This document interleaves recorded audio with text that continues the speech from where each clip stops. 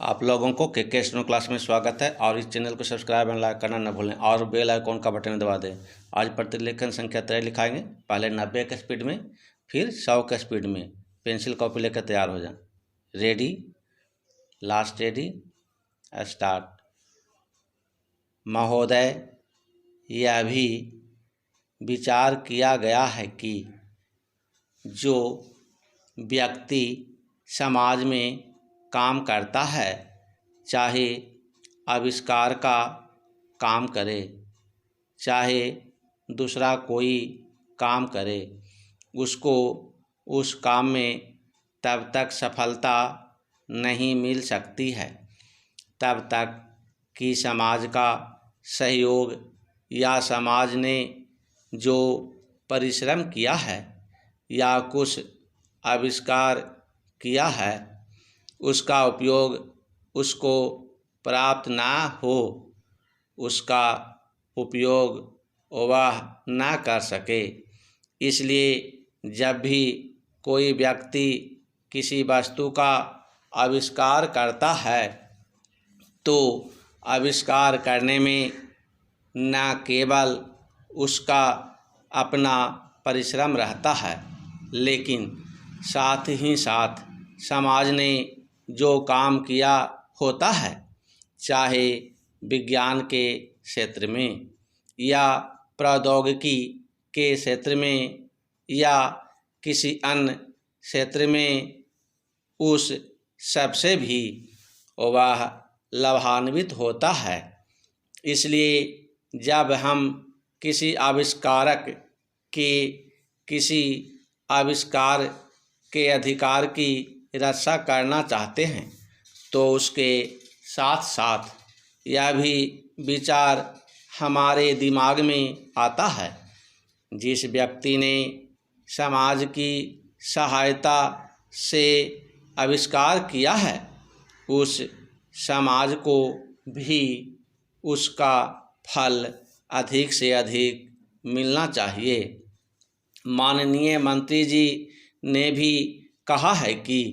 Patent law इस सिद्धांत पर आधारित होना चाहिए। पहला चेंज,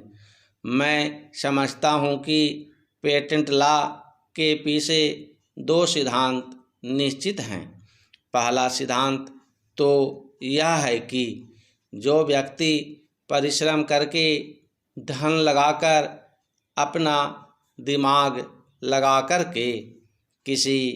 वस्तु का आविष्कार करता है, उसके तथा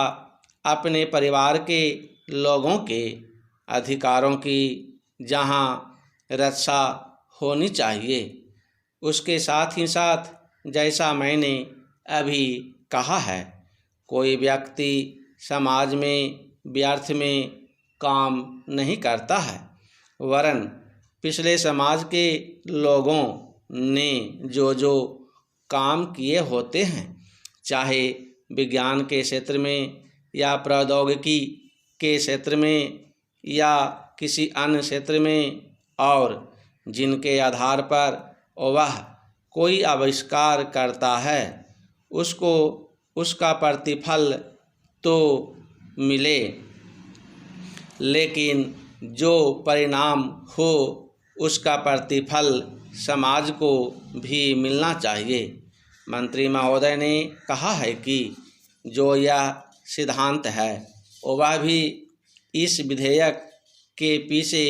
स्थापित किया गया है और इस बात का ध्यान रखा गया है कि जहां हम किसी व्यक्ति के आविष्कार के जो अधिकार हैं, चाहे धन के उपार्जन का अधिकार हो या प्रतिष्ठा प्राप्त करने का अधिकार हो, उसे प्रतिष्ठा का और चाहे धन का, दोनों का लाभ व्यक्ति विशेष को भी मिले। अब एक सेकंड रुक जाइए।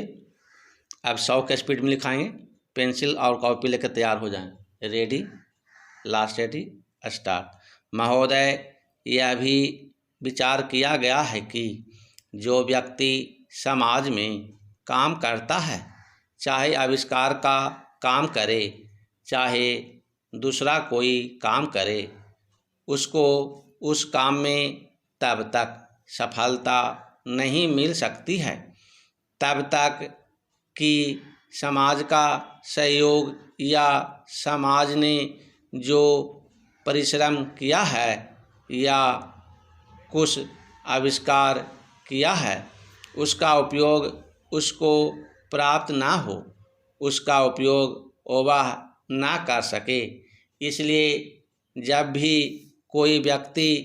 किसी वस्तु का आविष्कार करता है तो आविष्कार करने में न केवल उसका अपना परिश्रम रहता है,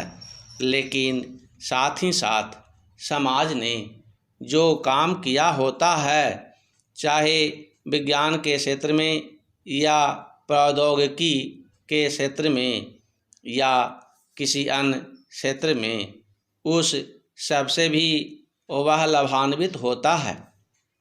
इसलिए जब हम किसी आविष्कारक के किसी आविष्कार के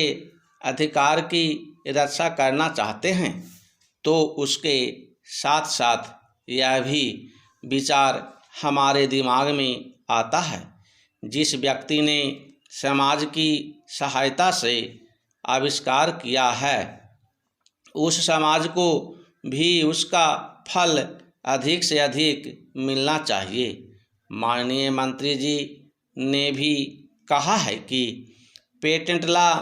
उस सिद्धांत पर आधारित होना चाहिए। पैराचिन्ह मैं समझता हूँ कि पेटेंट लॉ के पीछे दो सिद्धांत निश्चित हैं। पहला सिद्धांत तो यह है कि जो व्यक्ति परिश्रम करके धन लगाकर अपना दिमाग लगाकर के किसी वस्तु का आविष्कार करता है उसके तथा अपने परिवार के लोगों के अधिकारों की जहाँ रक्षा होनी चाहिए, उसके साथ ही साथ जैसा मैंने अभी कहा है, कोई व्यक्ति समाज में व्यर्थ में काम नहीं करता है, वरन पिछले समाज के लोगों ने जो जो काम किए होते हैं, चाहे विज्ञान के क्षेत्र में या प्रौद्योगिकी के क्षेत्र में या किसी अन्य क्षेत्र में, और जिनके आधार पर वह कोई आविष्कार करता है उसको उसका प्रतिफल तो मिले, लेकिन जो परिणाम हो उसका प्रतिफल समाज को भी मिलना चाहिए। मंत्री महोदय ने कहा है कि जो यह सिद्धांत है वह भी इस विधेयक के पीछे स्थापित किया गया है और इस बात का ध्यान रखा गया है कि जहां हम किसी व्यक्ति के अधिकार के जो अधिकार हैं, चाहे धन के उपार्जन का अधिकार हो या प्रतिष्ठा प्राप्त करने का अधिकार हो, उसे प्रतिष्ठा का और चाहे धन का, दोनों का लाभ व्यक्ति विशेष को भी मिले।